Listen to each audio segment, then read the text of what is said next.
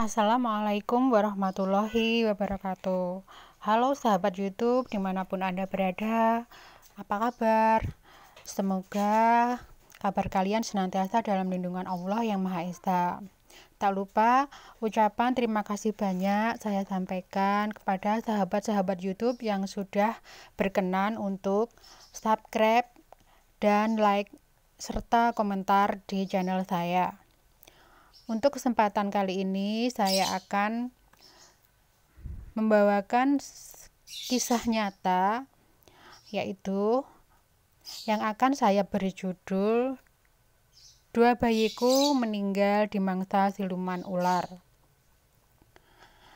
Peristiwa mengerikan ini dialami oleh pasangan suami istri yang bernama Retno, 46 tahun, dan Widiantoro, 49 tahun, yang kini beliau berdua tinggal di daerah Sidoarjo, Jawa Timur.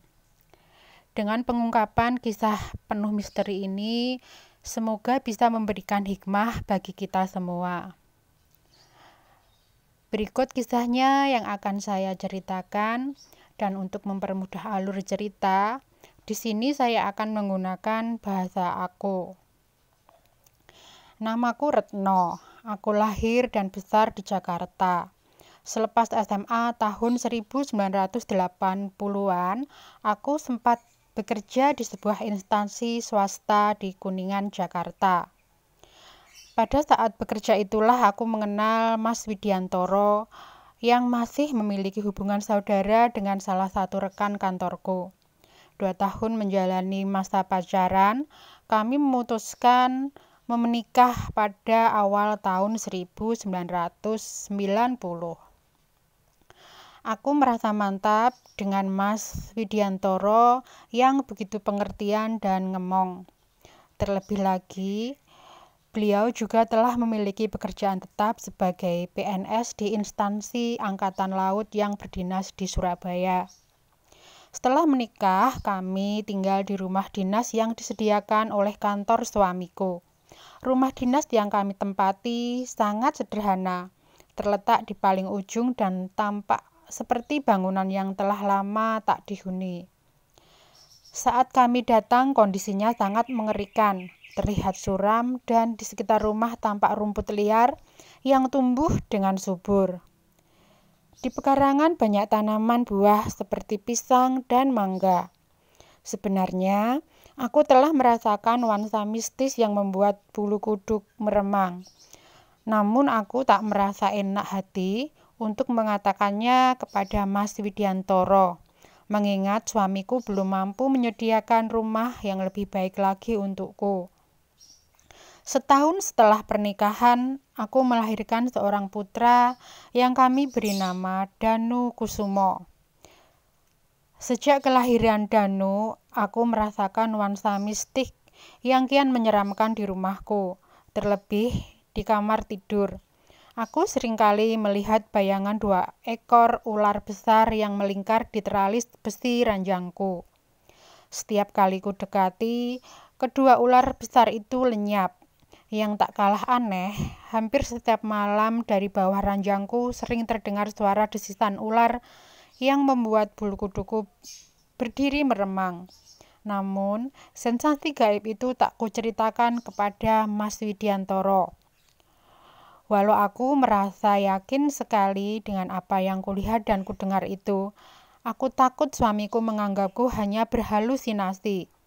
Karena Mas Wid tak sekalipun mengeluhkan hal yang sama denganku.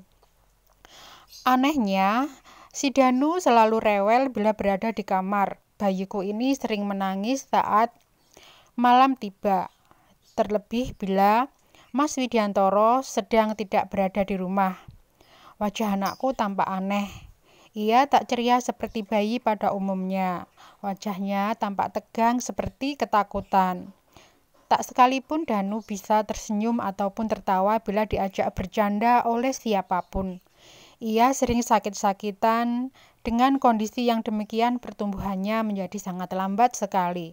Wajahnya kurus seperti bayi kekurangan gizi akut. Saat Danu berusia 5 bulan, suhu badannya tiba-tiba meninggi. Malam itu juga kami membawa Danu ke rumah sakit terdekat. Anehnya, suhu tubuh Danu yang saat kami bawa begitu tinggi, saat tiba di rumah sakit suhu tubuhnya menjadi normal kembali. Setelah diberi obat penurun panas, dokter menyarankan Danu dibawa pulang dan dirawat di rumah saja. Kami pun terpaksa menurut saran dokter tersebut. Sampai di rumah, Danu aku baringkan dalam boxnya yang terletak di sisi ranjang kami. Tak lama kemudian, Danu tiba-tiba menangis dengan kencang. Kedua matanya melotot ke atas seolah melihat sesuatu yang menakutkan. Aku merasakan tangisnya itu lain dari biasanya. Naluriku sebagai ibu mengatakan bahwa hatiku nampak menahan sakit yang luar biasa. Namun aku tak tahu penyebabnya. Ketika tubuh mungilnya aku dekap dalam pelukan, aku merasakan nafasnya mulai tersengal dan seiring dengan menghilangnya suara tangis Danu, berhenti pula detak jantung buah hatiku itu. Danu pergi meninggalkan kami dengan kondisi yang mengenaskan. Kepergian Danu selama-lamanya tidak menimbulkan kecurigaan bagi kami bahwa di balik kematiannya yang tragis disebabkan oleh keganasan dua siluman ular yang berdiam di bawah ranjangku. Saat itu kami berpikir kematian Danu adalah hanya dengan sebab kehendaknya.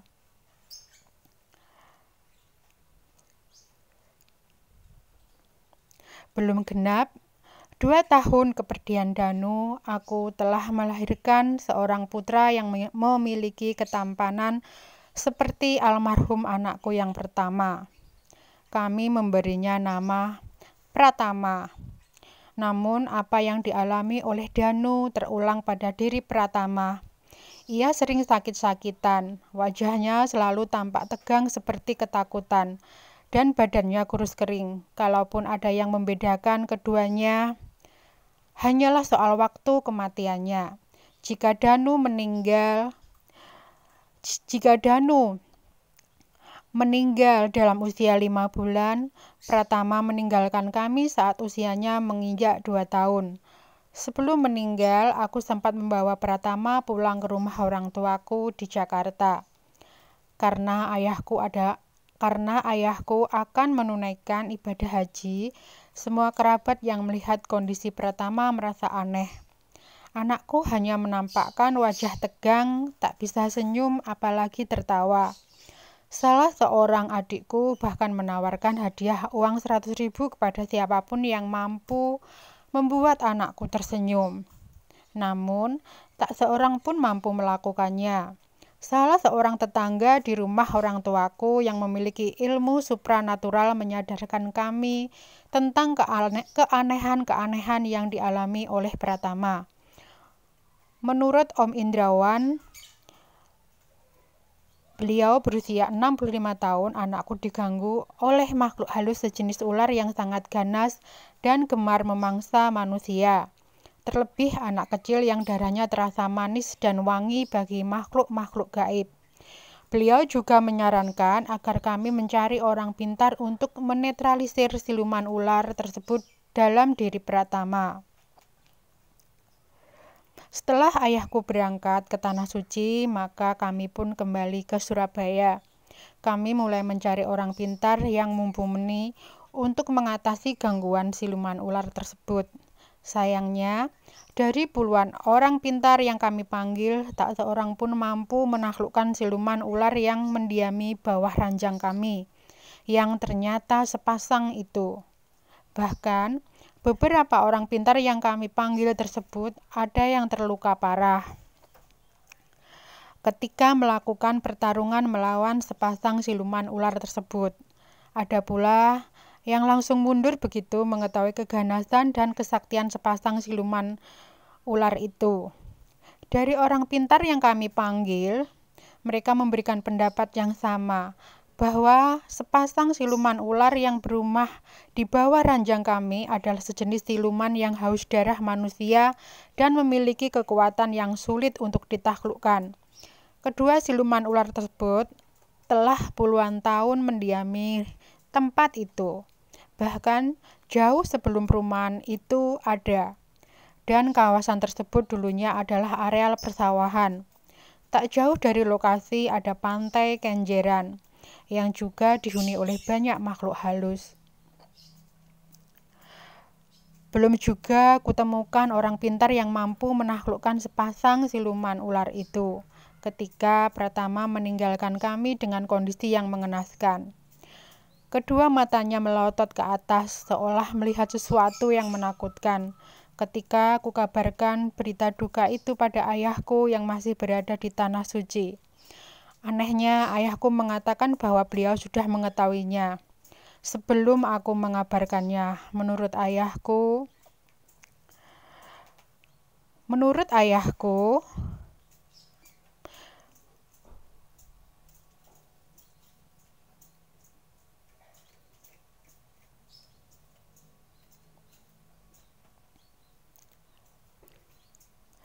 beliau mendapatkan firasat kematian anakku lewat mimpi dan kejadian ganjil saat ayahku berdoa di depan Ka'bah saat berdoa untuk Pratama. Entah mengapa, ayahku tiba-tiba menangis. Malamnya, ayah bermimpi anakku dimangsa 2 ekor ular raksasa. Mimpi itu terulang hingga 2 kali. Kematian 2 anakku dengan cara yang tragis menimbulkan dendam di hatiku. Aku mencari orang pintar hingga menyeberang ke Pulau Madura. Di Pulau Garam, tepatnya di Kabupaten Bangkalan, aku menemukan seorang ustadz yang mumpuni. Ustadz Solihin namanya. Beliau sangat mumpuni dalam ilmu supranatural. Ritual yang dilakukan oleh Ustadz Solihin untuk menaklukkan sepasang siluman ular tersebut memakan waktu hampir sepekan. Dalam prosesi tersebut, beliau dibantu oleh puluhan santrinya. Setelah sepasang siluman ular itu ditaklukkan, aku memilih untuk meninggalkan rumah dinas tersebut.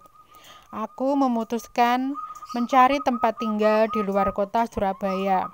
Hingga kini sulit sekali menghapus kenangan dalam kehidupan saat kedua anakku harus mati dimangsa siluman ular yang bersarang di dalam rumah tempat tinggalku. Semuanya seolah baru saja terjadi dan teramat mengguncang jiwaku.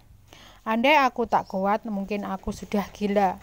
Setiap kali menginjakkan kaki di Surabaya, terlebih di kawasan Kenjeran, aku tak kuasa menahan tangis. Bayangan tentang Danu dan Pratama yang menjadi korban keganasan sepasang siluman ular itu sangat sulit kulupakan. Walaupun kejadian tersebut telah lama berlalu hingga kini, aku telah memiliki 2 orang putra yang juga berwajah tampan seperti mendiang kedua anakku terdahulu. Sejak kepergian kedua anakku akibat siluman itu, aku seperti orang kurang waras bila melihat ular, baik melalui gambar maupun wujud aslinya. Aku bisa langsung menjerit, memaki, dan kemudian selalu diakhiri dengan tangis yang berkepanjangan. Seiring sang waktu, dalam hatiku yang terdalam senantiasa berdoa agar Allah memberiku kebesaran hati agar mampu mengikhlaskan semua yang telah terjadi dan menempatkan 2 buah hatiku di tempat yang selayaknya di sisinya. Amin. Nah, dari cerita yang saya sampaikan, semoga dapat kita ambil hikmahnya, dan dimanapun kita berada, selalu awalilah dengan ucapan bismillah, mohon perlindungan kepada Allah yang Maha Esa, karena sampai kapanpun kita selalu berdampingan dengan hal yang gaib. Nah, demikianlah untuk kisah misteri nyata yang saya sampaikan kali ini. Ada kurang lebihnya dalam penyampaian, saya mohon maaf yang sebesar-besarnya. Wassalamualaikum warahmatullahi wabarakatuh.